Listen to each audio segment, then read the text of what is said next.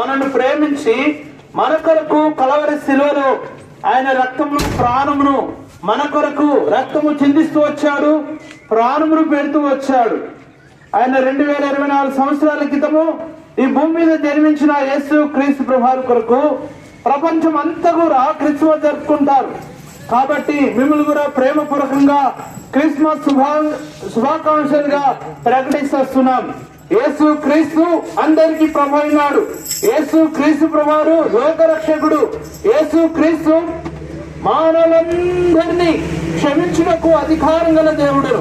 ఆయన కేవలము నీతిమంతుల కొరకు రాలేదు, కేవలము పాపుల కొరకే భూమికి వచ్చిన దేవుడు గనక పరిశుద్ధమైన గ్రంథం బైబిల్ సెలవిస్తుంది, ఏ భేదం లేదు, అందరూ పాపం చేసి ఆ దేవుడు అనుగరించు మహిమను పొందలేకపోతున్నారు. ఆ సృష్టికర్త అనుగరించు ఆ సమాధానము, సంతోషము, నిత్య రాజ్యము, పరలోక రాజ్యము ఎవరు పొందలేకపోతున్నారు.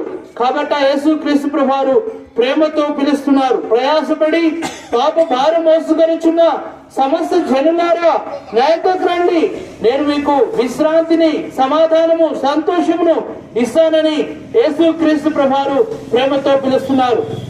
కేవలము మీరెక్కడ వెళ్ళవలసిన అవసరం లేదు, కేవలం నీ హృదయంలో యేసు క్రీస్తు ప్రభువారు జన్మించాలని ఆయన రక్షకుడుగా ఈ 25వ తారీఖు డిసెంబర్ రోజు నీ కొరకు, నా కొరకు, ప్రపంచంలో ఉన్న మానవులందరి కొరకు ఆయన భూమి మీద జన్మించాడు. అదే నిజమైన క్రిస్మస్.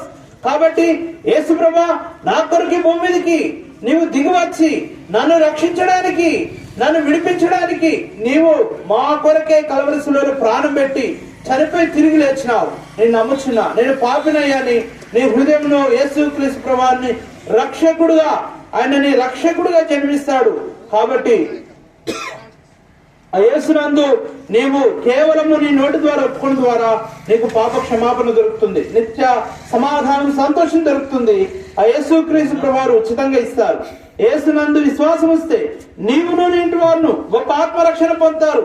అటు కాకుండా నీకు నెమ్మది దొరుకుతుంది, పాప క్షమాపణ దొరుకుతుంది. ఆ యేసు క్రీస్తు ప్రభువారు నిన్ను ప్రేమించాడు. ప్రభు యేసునందు విశ్వాసం ఉంచండి, అప్పుడును మీరును మీ కుటుంబంలో గొప్ప ఆత్మరక్షణ పొందుతారు. మీ కొరకు ప్రార్థిస్తాం.